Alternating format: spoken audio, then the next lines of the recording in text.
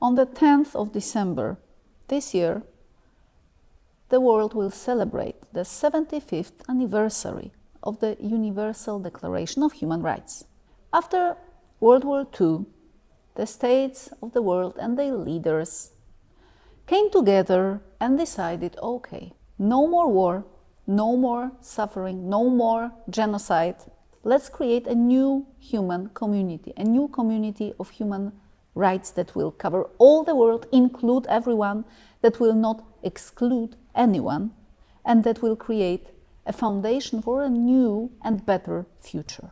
This is a story that might be a part of some school textbooks, possibly those less discerning and less critical ones. Probably no one believes that anybody at the time, 1945, possibly with the exception of Eleanor Roosevelt, really believed that any document, any declaration, anything people sign, be it in their own name or in the name of their states and societies, may ever change the history of the world and may end conflict, violence, and war. Of course, it would be sheer naivety to believe that this might be the case.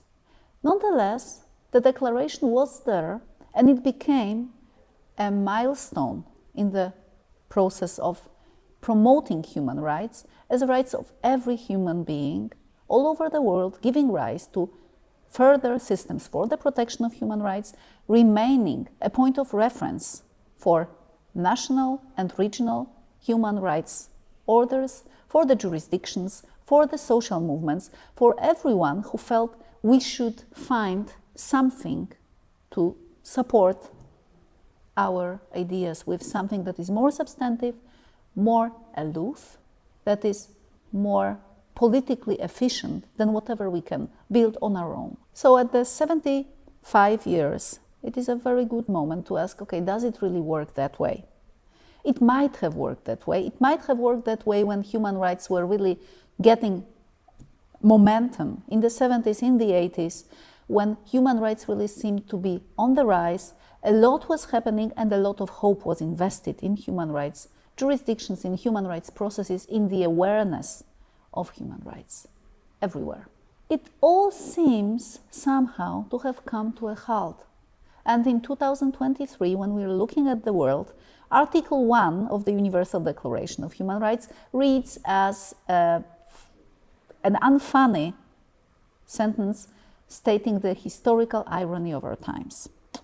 All human beings are born free and equal in dignity and rights.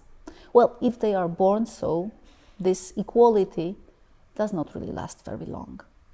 Human beings are endowed with reason and conscience. Again, this common and general endowment does not really seem on display very much in international relations, in the way people interact with each other 75 years after the declaration was first announced and proclaimed.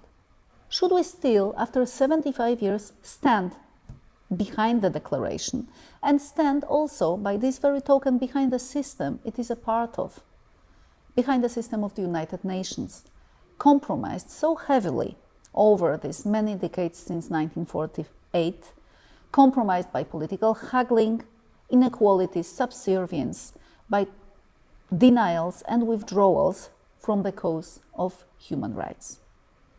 If we're looking for a reason to still nonetheless endorse the declaration,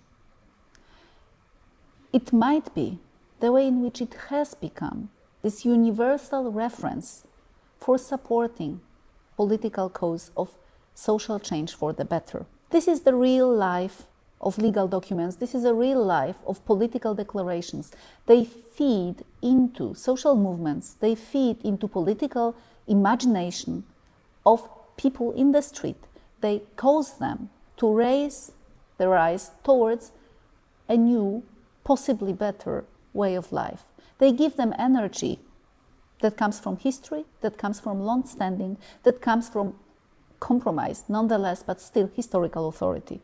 But there is a catch to it. I have discussed this in one of the previous episodes of this video blog. Human rights and the declaration itself is there for grabs. It's for everyone to take and use.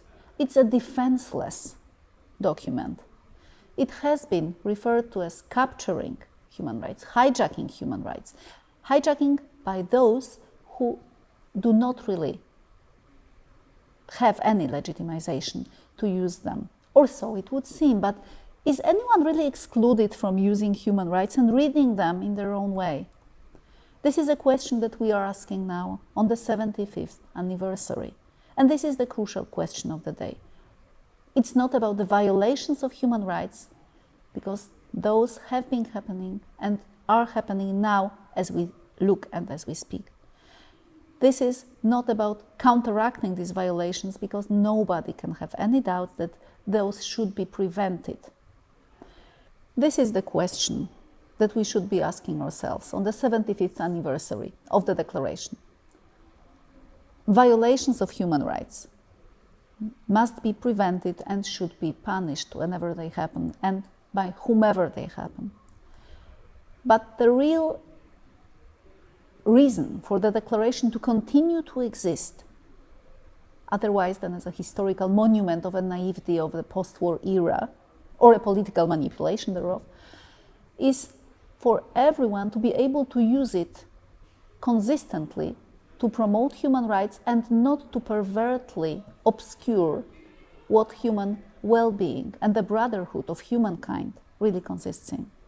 So, this anniversary is really an invitation to reconsider what human rights once were in the naive, idealistic, or maybe just, totally manipulative post-war era, what they are now when they really seem to be crumbling to the ground, literally, and what they can become in the future if we keep believing in them, conditionally, reservedly, but believing in them, and remembering that they are there to refer to as a reason to go on striving for a better life for humankind.